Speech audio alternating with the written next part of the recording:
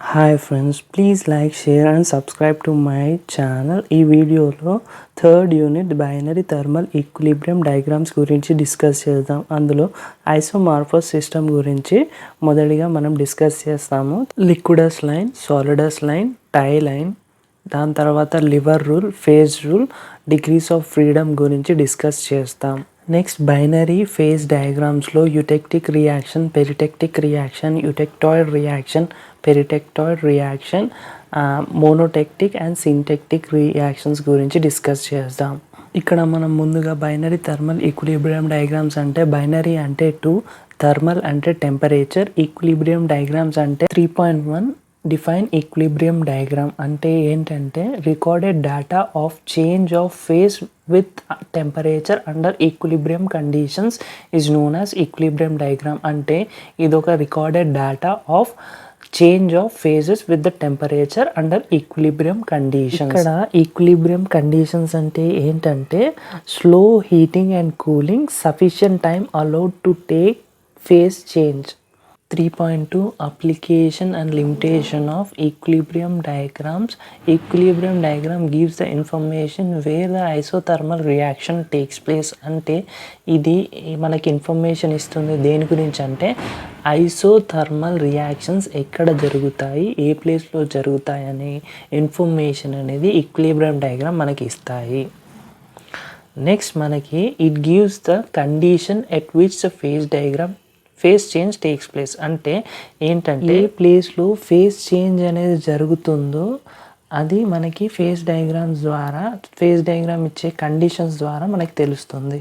Limitations of equilibrium diagram ఏంటంటే ఇక్కడ మనం ఈక్విలిబ్రియం కండిషన్స్లోనే హీటింగ్ కానీ కూలింగ్ కానీ చేయవలసి వస్తుంది. అండ్ ఇంకోటి ఏంటంటే ఇక్కడ ప్రెషర్ అనేది 1 atmospheric ప్రెషరిక్ కండిషన్స్లోనే మనం హీటింగ్ కానీ కూలింగ్ కానీ చేయవలసి ఉంటుంది. Next topic classify the binary systems. అందులో ముందుగా components completely soluble in liquid and solid state. Components completely soluble in liquid state but not in solid state. Components completely soluble in liquid and partially insoluble in solid state. Peritectic reaction, monotectic reaction, eutectoid reaction and peritectoid reaction. Next topic, define an isomorphous system. A binary alloy in which components are completely soluble in liquid state and completely soluble in solid state. అంటే ఏంటంటే ఒక అలాయ్లో ఉండే components అనేవి liquid స్టేట్లో and solid స్టేట్లో కంప్లీట్గా dissolve అయ్యి ఉంటాయి. ఇక్కడ మనం డయాగ్రామ్ చూసినప్పుడు మెటల్ ఏలో మెటల్ బిని కలిపినప్పుడు మనం అది మెటల్ బి అనేది completely soluble in liquid state as well as solid state అయితే అదొక ఐసోమార్ఫస్ సిస్టమ్ అవుతుంది. ఇక్కడ ఎక్స్ యాక్సిస్లో percentage of B and Y యాక్సిస్లో టెంపరేచర్ ఇన్ డిగ్రీ సెంటిగ్రేడ్ తీసుకుంటాము. ఇక్కడ వేరియస్ టెంపరేచర్స్ ఉంటాయి, T1, T2, 3, 4. అండ్ మనం నెక్స్ట్ టాపిక్ మనకి 3.5 అనేది ఐసోమార్ఫస్ సిస్టమ్ గురించే ఉంటుంది. అక్కడ మనం నేర్చుకుందాం.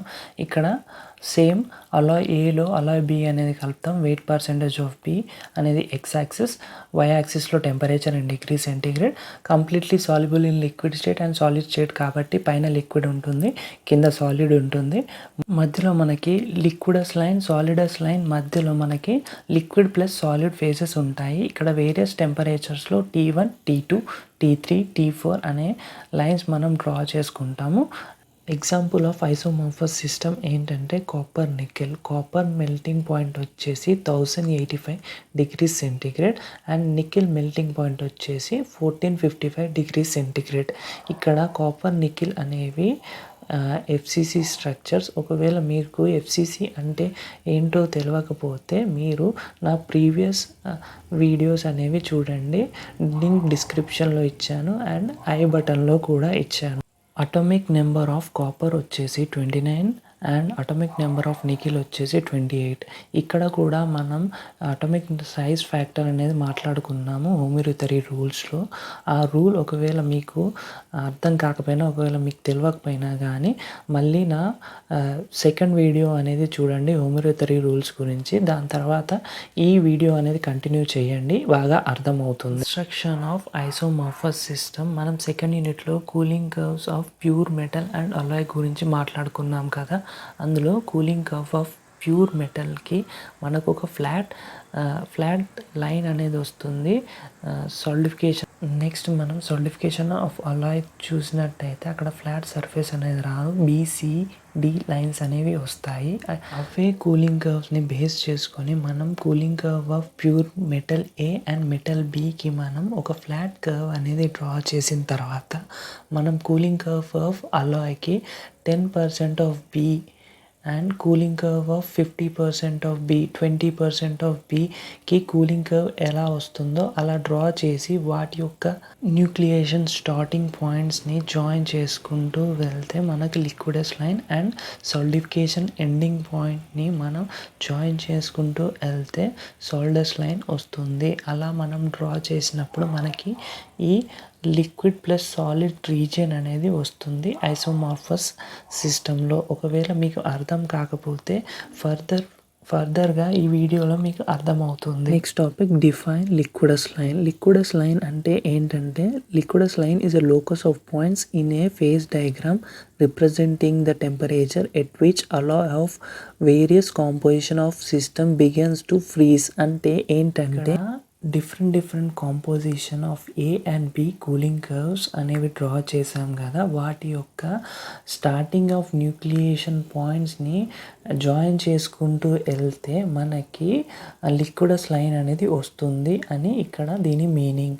Various composition of an alloy system begins to freeze is known as liquidus line.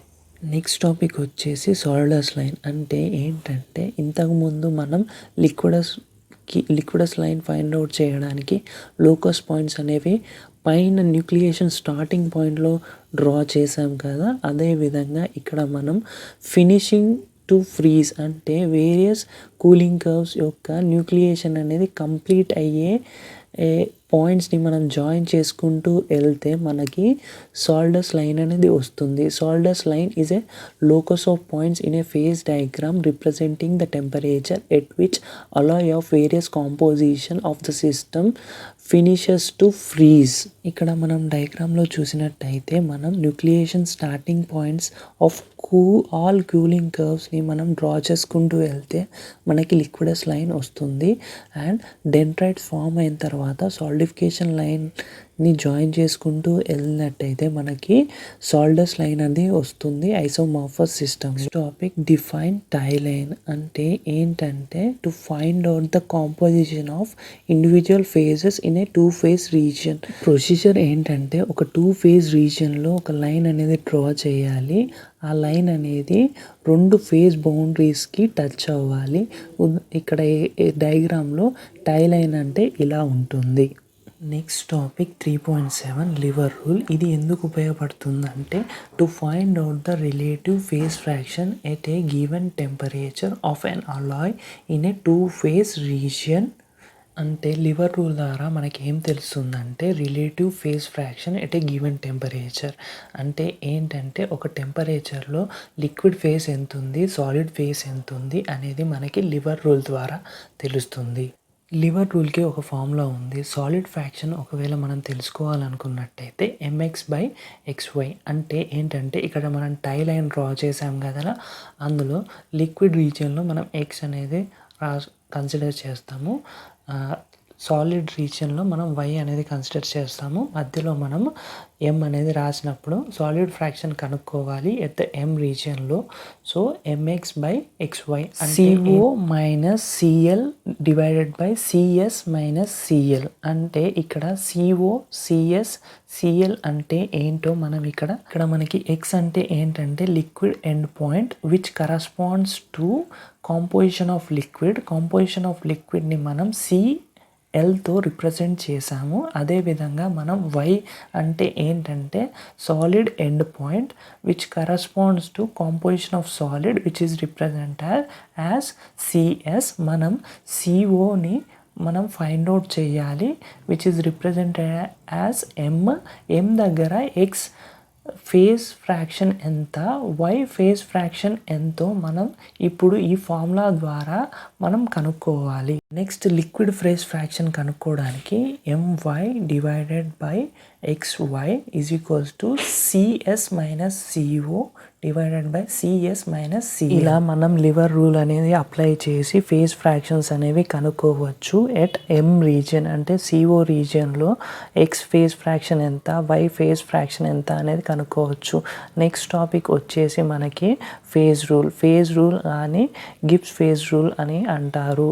ఏంటంటే F plus P is equals to C plus 2 అంటే ఇందులో ఎఫ్ అనేది డిగ్రీస్ ఆఫ్ ఫ్రీడమ్, సి అనేది నెంబర్ ఆఫ్ కాంపోనెంట్స్, పి అనేది number of phases. Phase అంటే chemically homogeneous, physically distinct and mechanically separable కదా.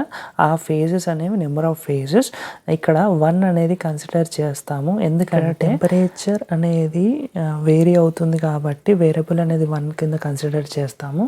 Pressure అనేది 1 atmospheric ప్రెషర్గా కాన్స్టెంట్గా మెయింటైన్ చేస్తాము. మ్యాక్సిమం మన మెటలర్జికల్ అప్లికేషన్స్లో ప్రెషర్ని కాన్స్టెంట్గా మెయింటైన్ చేస్తాము. సో మనకి formula F is equals to C minus P plus 1 అనేది అన్నిటికీ దాదాపుగా అప్లై చేస్తాము. కానీ ఒకవేళ వేరియబుల్ అనేది టెంపరేచర్ అండ్ ప్రెషర్ ఉన్నట్టయితే మాత్రం మనము F plus P is equals to C plus 2.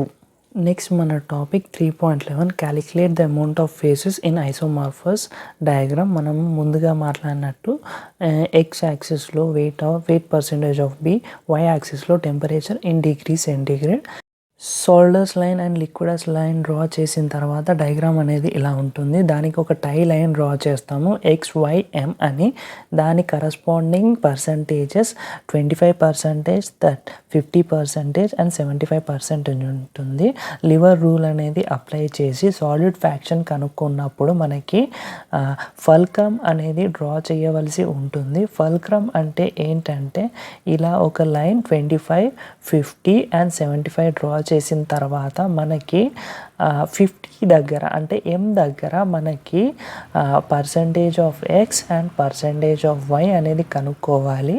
So మనకి CL అంటే ఏంటంటే కాంపోజిషన్ ఆఫ్ లిక్విడ్ అనేది 25%, CS అంటే ఏంటంటే కాంపోజిషన్ ఆఫ్ సాలిడ్ అనేది 75%, M దగ్గర 50% ఆఫ్ B ఉంటుంది. కాకపోతే మనం ఇక్కడ Mలో ఫేజ్ ఫ్రాక్షన్ ఆఫ్ ఎక్స్ ఎంత, ఫేజ్ ఫ్రాక్షన్ ఆఫ్ వై ఎంత అంటే ఏంటంటే లిక్విడ్ ఫ్రాక్షన్ ఎంలో ఎంత ఉంది, సాలిడ్ ఫ్రాక్షన్ ఎంలో ఎంత ఉంది అనేది కనుక్కోవాలి. దానికి మనం లిక్విడ్ ఫ్రాక్షన్ కనుక్కోవడానికి CS minus CO divided by CS by CL. ఇక్కడ మనం ఈ CL, CS, CO value substitute చేసినట్టయితే మనకి ఆన్సర్ అనేది వస్తుంది.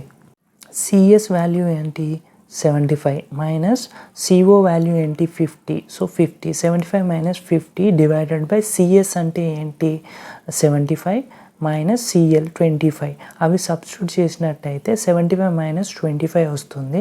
Answer is equals to 25 divided by 50, that is equals to 1/2 అంటే 50%.